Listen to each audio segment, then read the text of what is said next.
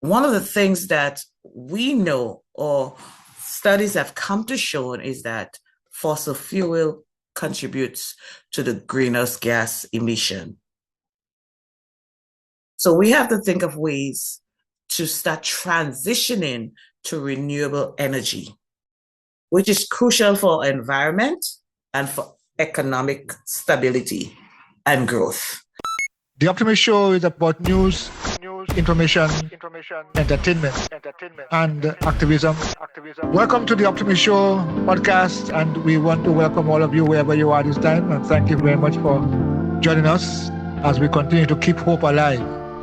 The Optimist Show brings you the information as it is, and so we are glad to be with you today so that we can share together.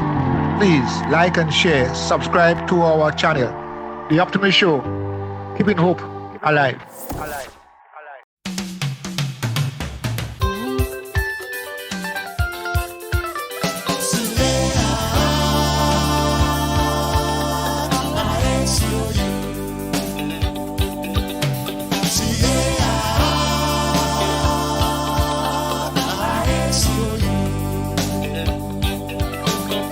Welcome to Karaku, where traditions, culture, and connections meet.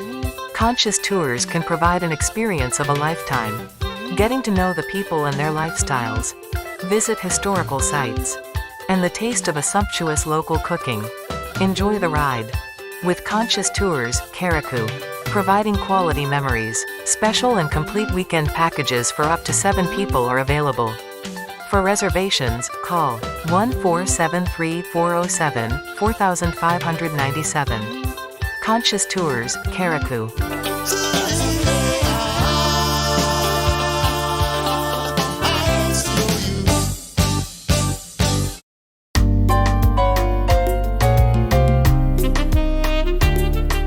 Oh, Jah, Father, how many times you have called on mankind to fall in line? How many times you have shown us the signs, but we paid no mind? Locked up in vanity, there got to be another way. I told my people one day, me tell them if together we can do this thing. Honestly, protect the rights of everybody. The world will be a better place where we can live together.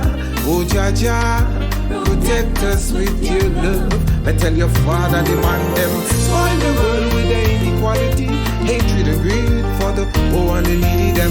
Spoil the world to rob and plunder other people's property, say insecurity. Them spoil the world from the womb to the tomb.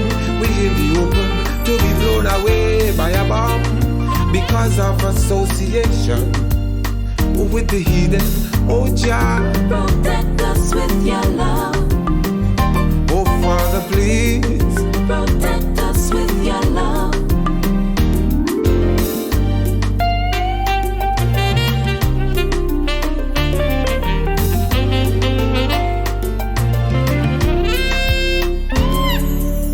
How many times Babylon I try to trample the right? Me tell your father in broad daylight, them put up a fight with a holy hype and oppression. There must be another way.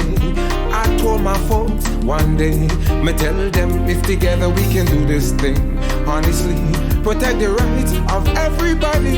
The world will be a better place where we can live together. Oh, Jah Jah, Protect us with your love. I say demand them. Spoil the world with the inequality, hatred and greed for the poor and the needy them. Spoil the world to rob and plunder other people's property, say insecurity. Spoil the world from the womb to the tomb. We in the open to be blown away by a bomb because of association with the heathen. Oh, Jah, Protect us with your love. oh, Father, please Protect us with your love. what can be done to convince the man to put down the guns and the bombs? Cause all where you turn is bomb after bomb, and more poor people dying. There gotta be another way. I told my people one day, me tell them if together we can do this thing. Honestly, protect the rights of everybody. The world will be a better place where we can live together. Oh, Jaja, protect us with your love. Me tell your father, demand them spoil the world when they took the position to support Israel against them Palestinians. Spoil the world. We know for a fact, with no good intention, they mash up Iraq. Them spoil the world from the womb to the tomb. We in the open to be blown away by a bomb because of association with the heathen. Oh, Jah, Protect us with your love. I beg your Father, please. Protect us with your love. Call his name. Don't be ashamed. Oh, Father, please. Jah, call his name. Call it out loud.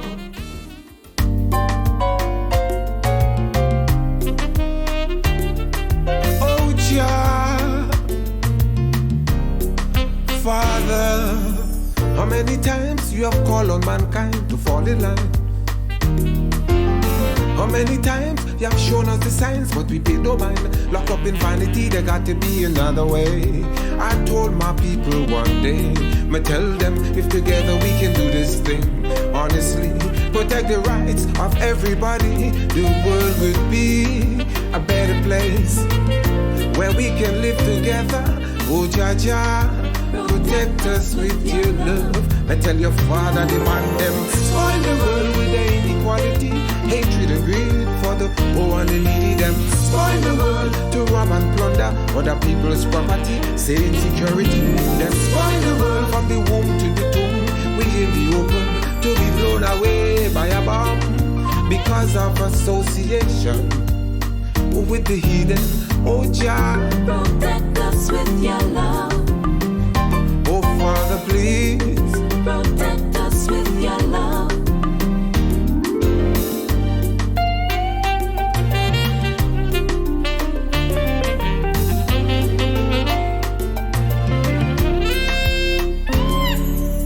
How many times Babylon I try to trample the right? I tell your father in broad daylight, them put up a fight with a holy hype and oppression. There must be another way. I told my folks one day, me tell them if together we can do this thing. Honestly, protect the rights of everybody. The world will be a better place where we can live together. Oh, Jaja, Protect us with your love. I say demand them spoil the world with their inequality, hatred and greed for the poor and the needy. Them spoil the world to rob and plunder other people's property, say insecurity. Spoil the world from the womb to the tomb. We in the open to be blown away by a bomb because of association with the heathen. Oh, Jah, Protect us with your love. oh, Father, please. Protect us with your love. What can be done to convince the man to put down the guns and the bombs? Cause all where you turn is bomb after bomb, and more poor people dying. There gotta be another way. I told my people one day, me tell them if together we can do this thing. Honestly, protect the rights of everybody. The world will be a better place where we can live together. Oh, Jaja, protect us with your love. Me tell your father, demand them spoil the world when they took the position to support Israel against them Palestinians. Spoil the world. We know for a fact, with no good intention, they mash up Iraq. Them spoil the world from the womb to the tomb. We in the open to be blown away by a bomb because of association with the heathen. Well, I'm very much delighted to be back with you again for yet another episode of this Optimist Show podcast. And again, as our motto guides us, that we are only accurate in our reporting, and that's what we'll continue to do, as keeping hope alive through this podcast. So again, today I have today again, I have someone who has been on the show before, and I'm speaking about Miss Kennisha Douglas, who has been helping us to understand the issues of climate change and some environmental issues, but also to help us to be responsible as we continue to seek for a better place, a better environment, a better lifestyle, basically. So she's going to be on today with us in part three of the four-part series. Miss Douglas, good day to you. How are you doing?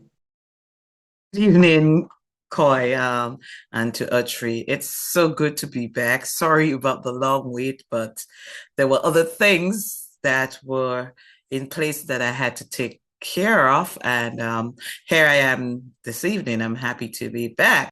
And it's always a joy to be in a show like the Optimist Show, which I also look at, follow time and time again. And I just want to put this out there. It's not an ad per se, but it's just to let others know that if you have some time, tune into the Optimist Show on whichever platform it is broadcast from, because this show is not a show where it's about political or it's anything that's from what we're experiencing, but it's a show where you're educated and edified, where you get and you gain knowledge and information. For example, we're speaking about the climate and global changes in our environment, which we're seeing each and every day. So it's a show with a difference. It's a show to educate you. It's a show to give you positive information that you can use in your daily life going forward. So I would say join the Optimist Show for any other programming that will follow from this one we're doing tonight. But it's a show that will help you in the long run to better maneuver your daily living, your environment, and your personal growth. And one of the things I must say, Tanisha, is that at the end of these programs that we are doing, the conversations that we're having, there's always a call to action. So people, we have to, from all angles, from all sides, there is a call to action, and that's what we are glad about, that we can, get people involved through what we are doing. All right. So thank you Yes. for that. Those comments. I think that you being on the Optimist Show is another reason why people have to look at the Optimist Show. And All right. let's share it. It's interestingly, I was able to share it with my former environmental science professor, some of my friends, my chair at the biology department at the college, and everyone was like, "Whoa, I didn't know you have it in you." So, you know, so we share. The more we share, is the more the word can get out on what this program is all about, and the trajectory and the direction that this program is taking and has taken. It's different to everything else you would experience in terms of radio, where is it either a radio or internet or Facebook or YouTube platform, but it's a difference. All right. And so we want to know show the difference. The last time that we were here, we looked at part one and part two Yes. of this conversation that we had. So now we want to continue with the conversation on the impact of climate change. What is climate change, basically? We explain the different aspects that it can affect, like the economy, like people's lifestyle, and so on. So, what would you like us to focus on as we approach this third part of this conversation? Okay, so as we go into this third part of this conversation, I just want to reiterate that presently, especially the Caribbean islands, we are facing a unique environmental challenges due to the global location, small land areas, and dependency in tourism and agriculture. which both entity is vulnerable to climate change. So the importance and the responsibility and our role and obligation is to protect today's environment for tomorrow's living.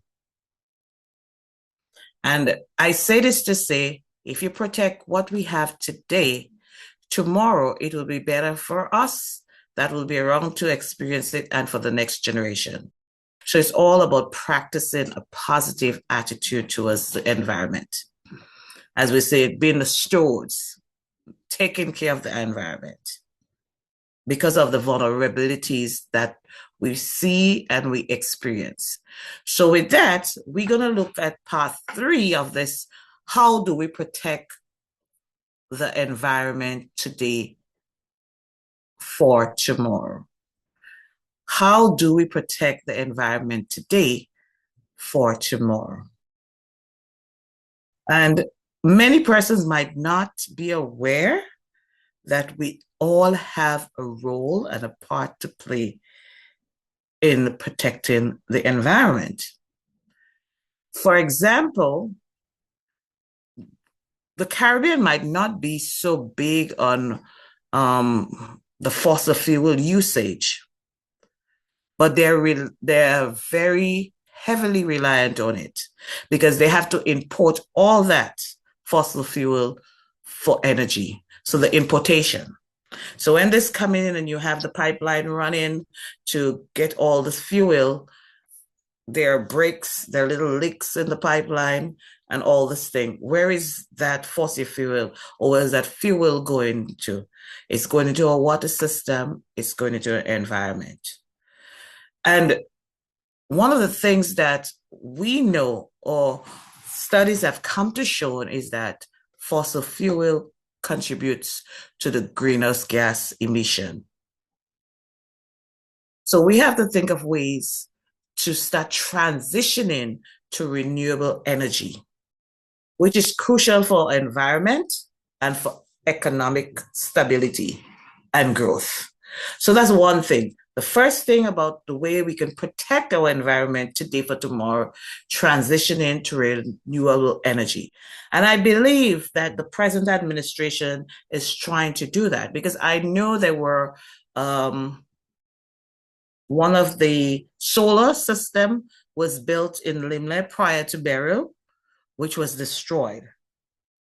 So now, with that said, about the transitioning or the transition to renewable energy, we have to figure out what are the natural sources that we have that we could harness. What are some of the things that we can use or utilize to get renewable energy? And if it's one place that we have it in abundance, it's the Caribbean. We have sunshine, because I know the sun does be really hot down there. I experienced it the few times I was back home. And we have wind.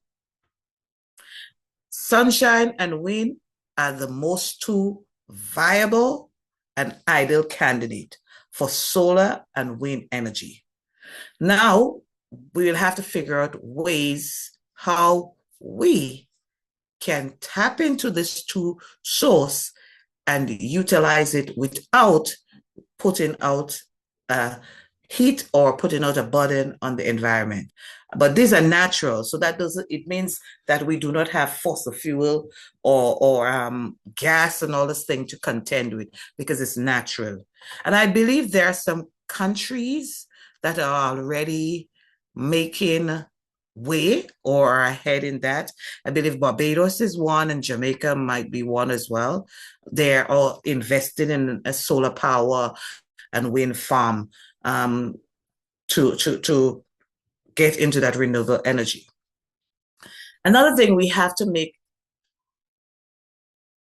education and programs and make sure we are sticking with the energy efficiency program.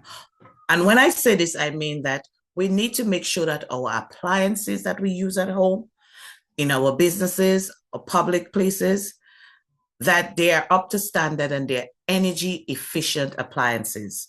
Because once you have that, that will cut down on the amount of energy that you need from grids, or the energy that will be used to make consumption to give you the light, to get your fridge going, to get all this thing that we depend on each and every day. So one of the greatest things that we should do is start making sure that we get energy efficient appliances. And also beside that, it cuts down on your utility bill, your electricity bill, because you don't have all this, it breaks down the voltage and the kilowatts and the joules and everything that you will having coming to these appliances. So one of the things that we have to do beside harnessing solar and wind energy is make sure that we have energy efficient appliances. And also, one of the things the government can do is start getting programs from in the school that young persons be aware energy efficiency, why it is prudent that we start getting into energy efficient. We call what here it says promoted or LED. They call it LED. You might hear LED light, LED TV, and everything. These are the equipment that will require less current to operate. So that's one of the things that we can do towards transitioning to renewable energy. Another thing which I touched on before in the first two segments is about protecting our ecosystem. And when I say ecosystem, I'm talking about the marine life of our ecosystem. The coastal zones get destroyed by rising sea levels. We have erosion. We have hurricanes. All of this kind of destroy our ecosystem, our natural ecosystem. And even one of the biggest things that we do not understand, human settlement. So we have to do aware that we have to protect our ecosystem, because once that is interfered with, everything gets displaced. Animals get displaced, the marine life gets in place, and human settlement. Take, for example, Barrow.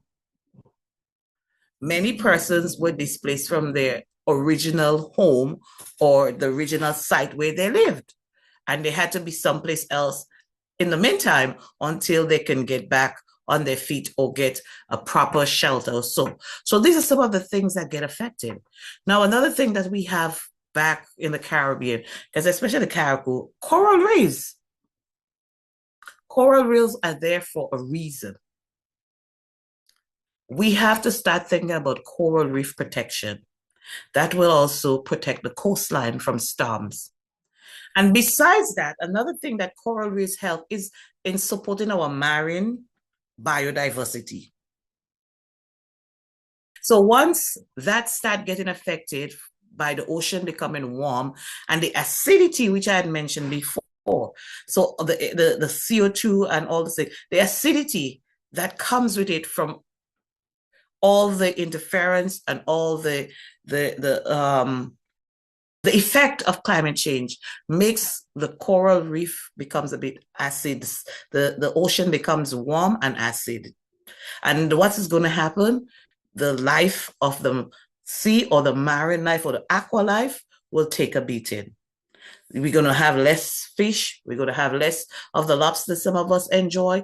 We won't be able to go swimming and see some fish swimming around because they're going to be affected. So we have to put procedure in place. We have to put program in place and efforts in place to protect and restore our coral reef, because the Caribbean has some of the best diving sites.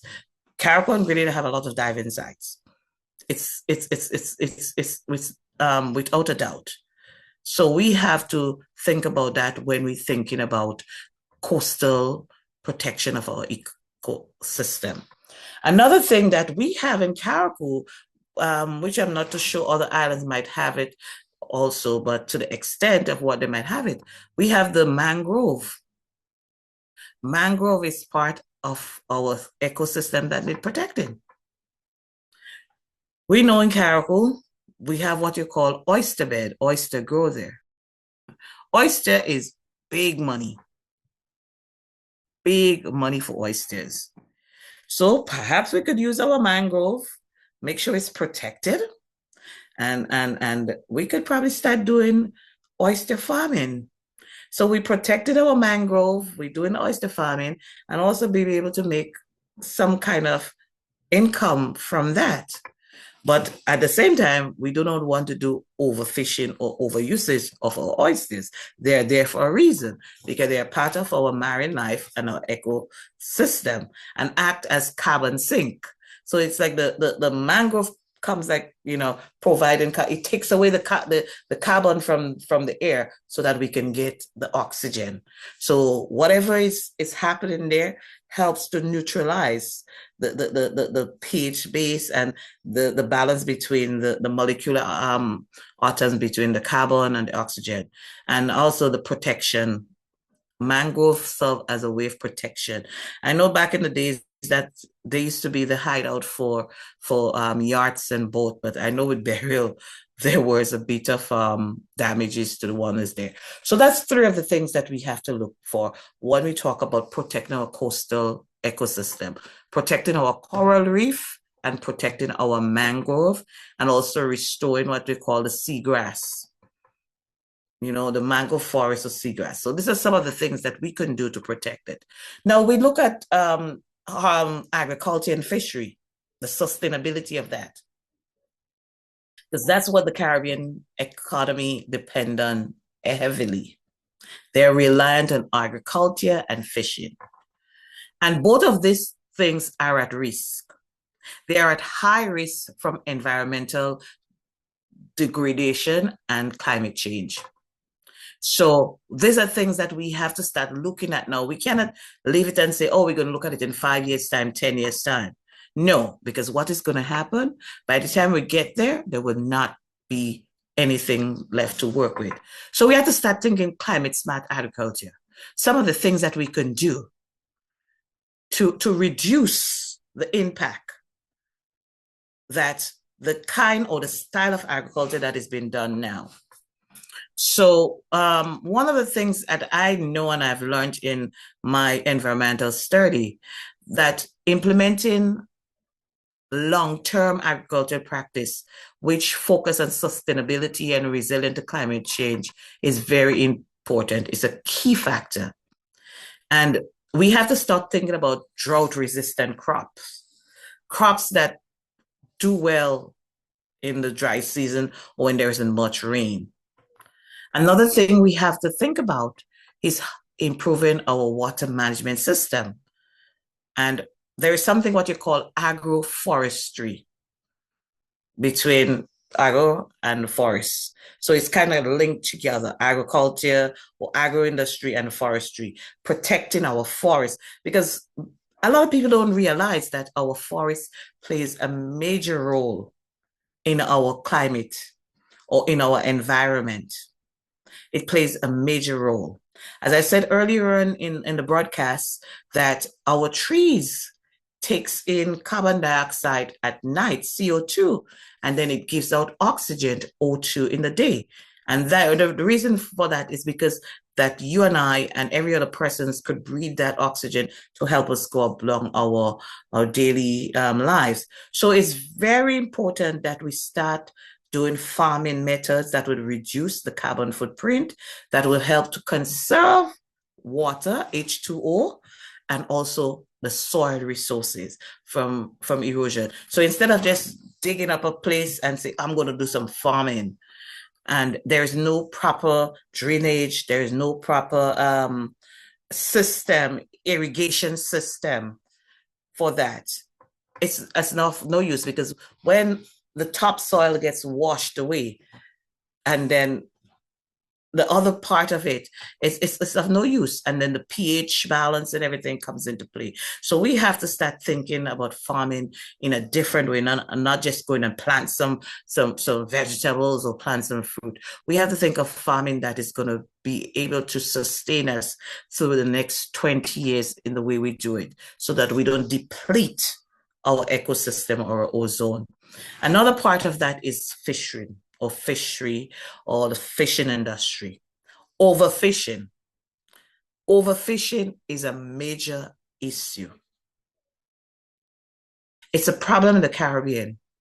Are we produce, or is the ecosystem and marine system producing enough fish for the amount that is being caught or the amount that we get? And that's a question we need to ask ourselves. Will we be able, or will the sea, or will the marine life be able to produce us with enough food coming from there in the next 10 to 20 years if we don't start taking stock or start saying, oh, we need to find a way of how we go about with this fishing? Yes, I know it's a major income for many, as fishing is part of their daily life.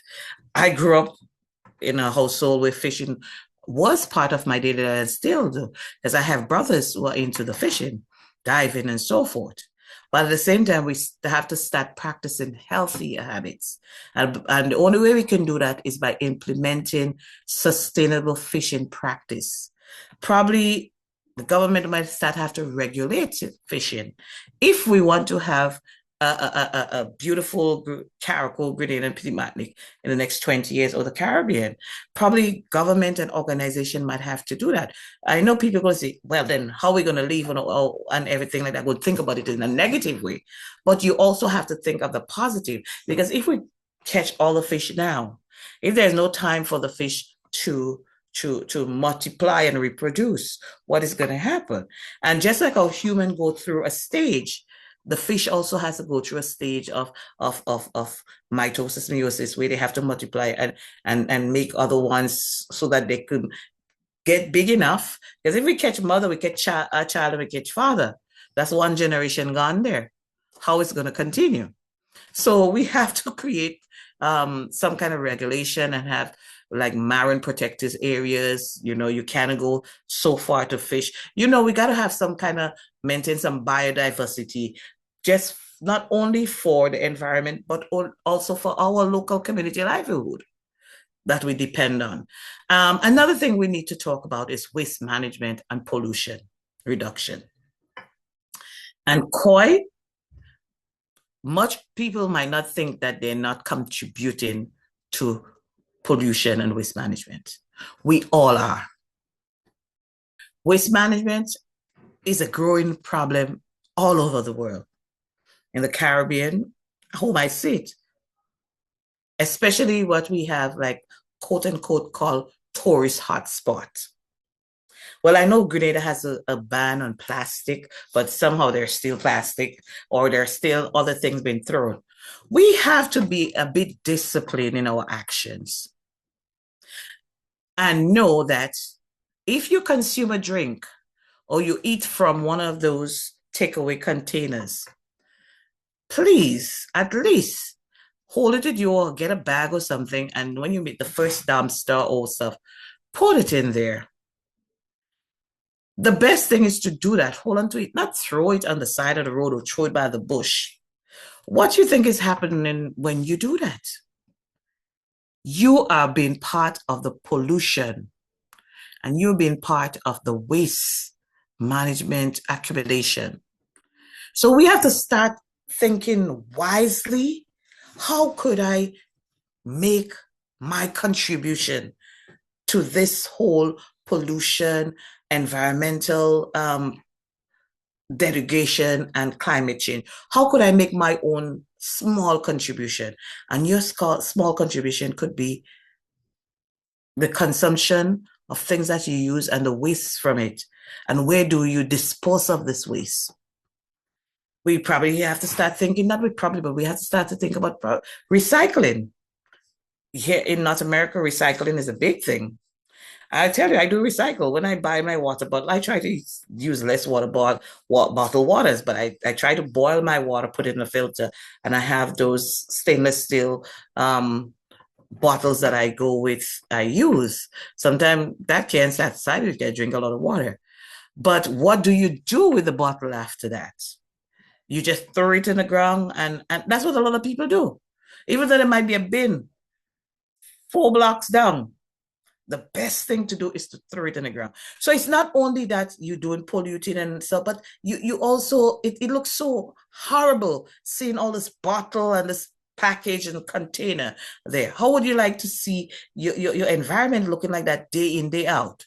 So probably we need to do as it's the plastic reduction initiative, which I'm sure Grenada has been doing, and know some products you cannot import or come with, and also recycling.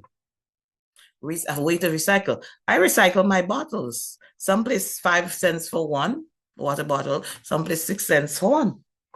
And I drink a lot of water. So when I go and recycle that, if when I go to the supermarket, I pay, say, like $3, $4 for a case of water, I have to pay 5 cents on each. There's 24 in the case. I have to pay 5 cents on that.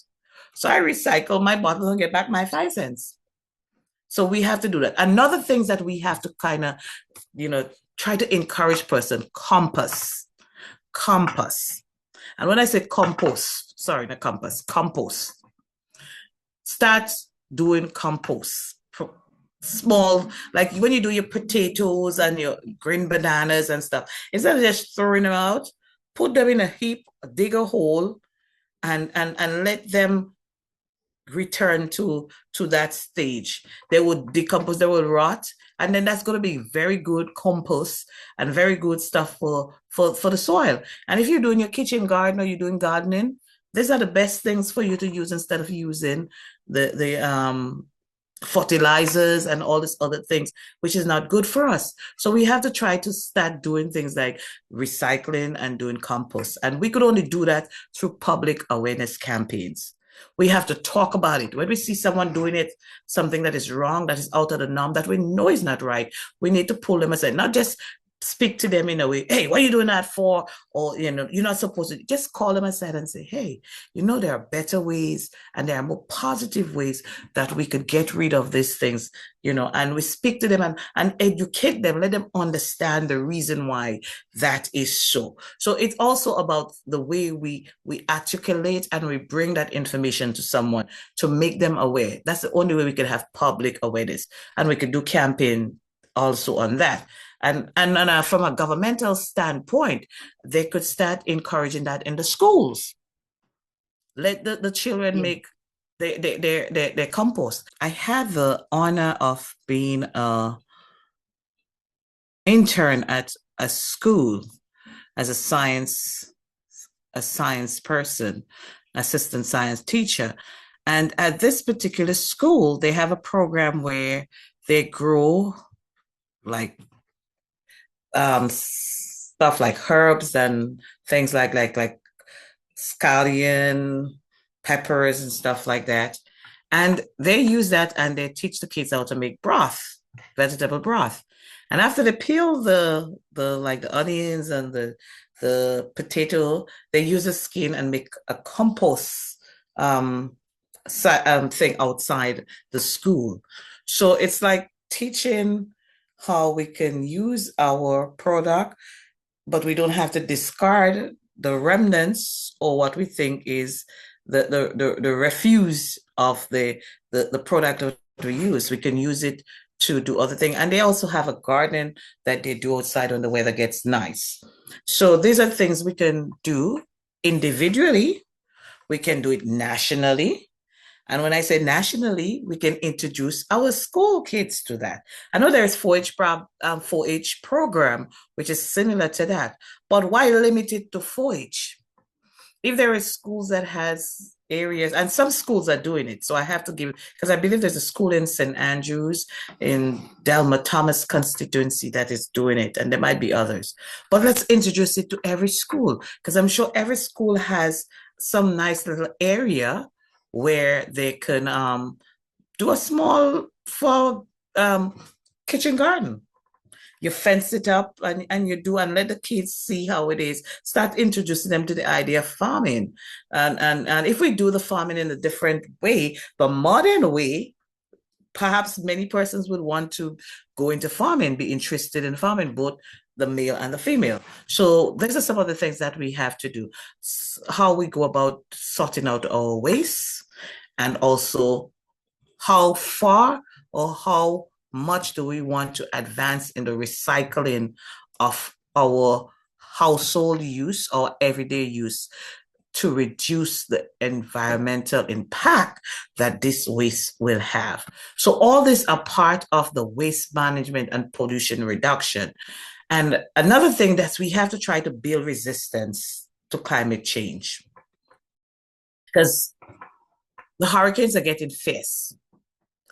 The hurricanes are getting even stronger. We're having extreme heat waves. We're going to be having droughts. The storms are longer. We have rising sea level. All these are the impact of climate change. So we have to build resistance to that.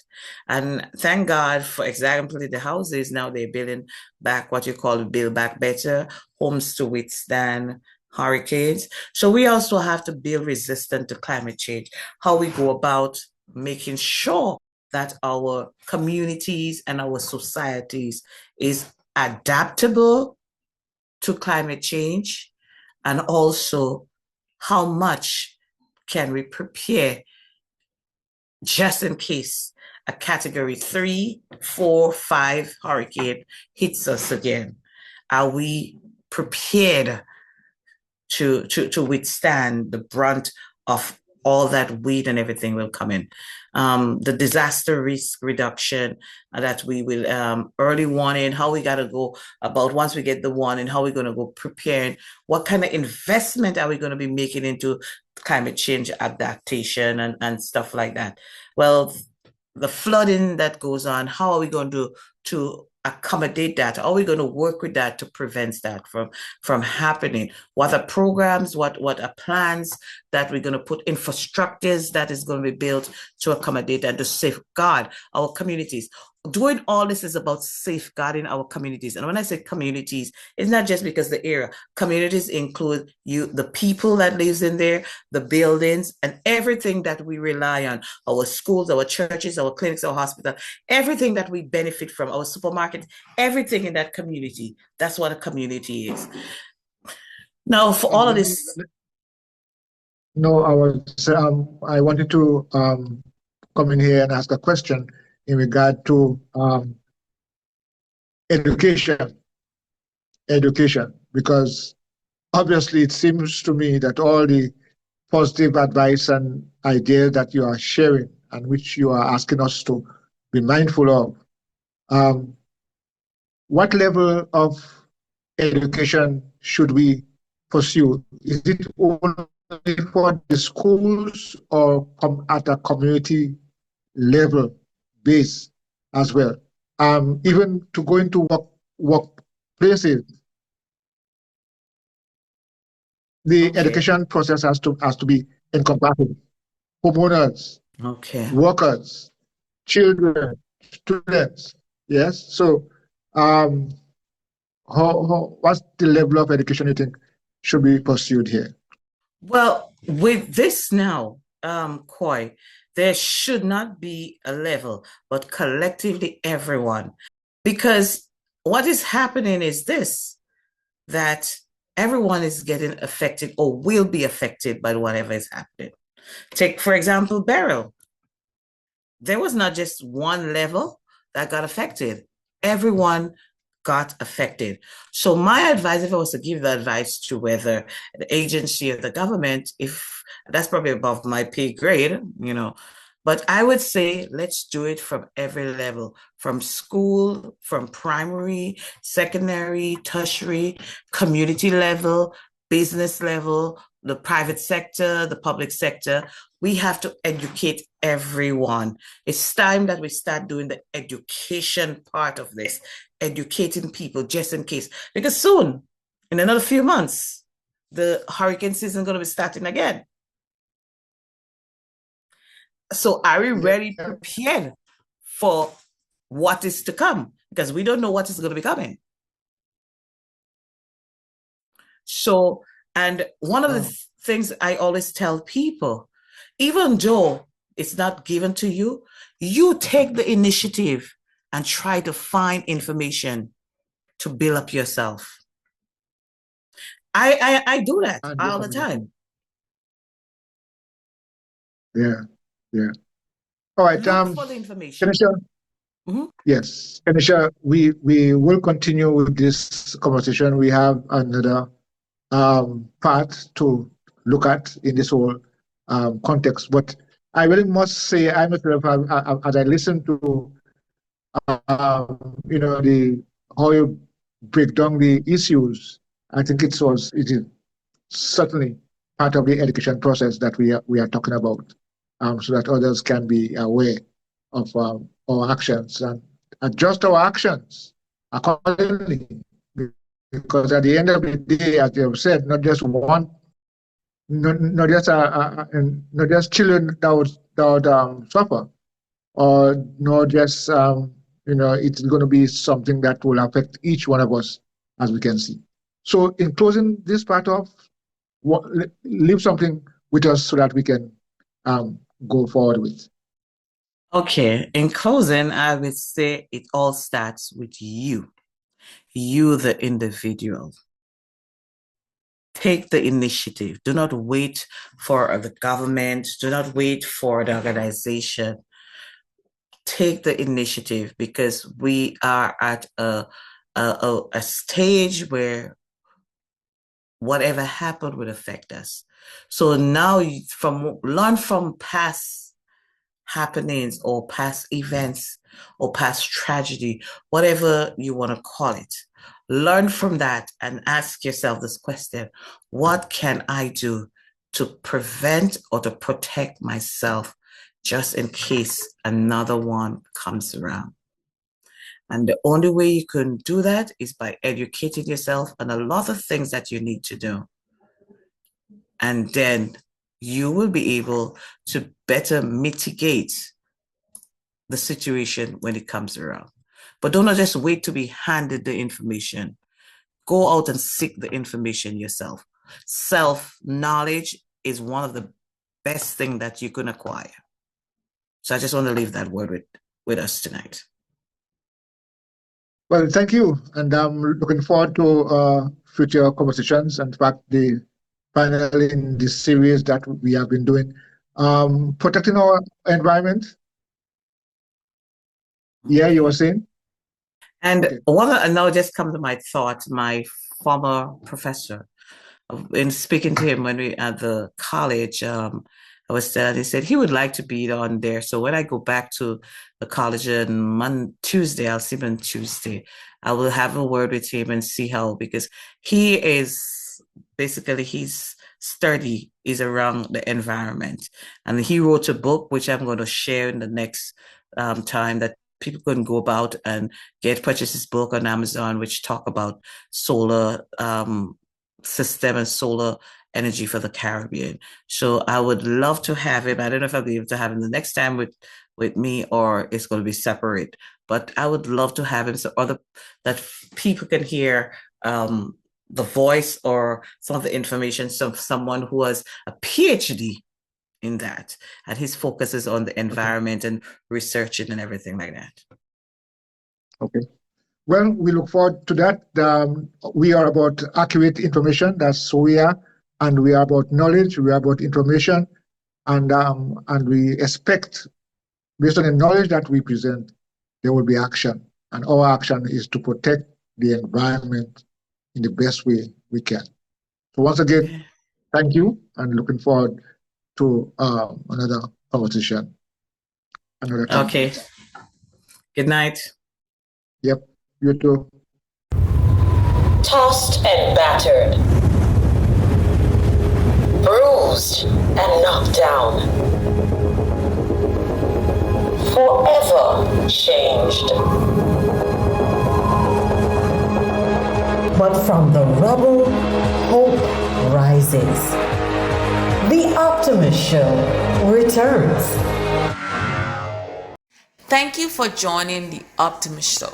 Please let us know what you think by leaving a comment and giving us a thumbs up and subscribing, and of course spreading the word. You can always rely on the Optimist Show to deliver accurate information. And guess what? I'll see you on the next show.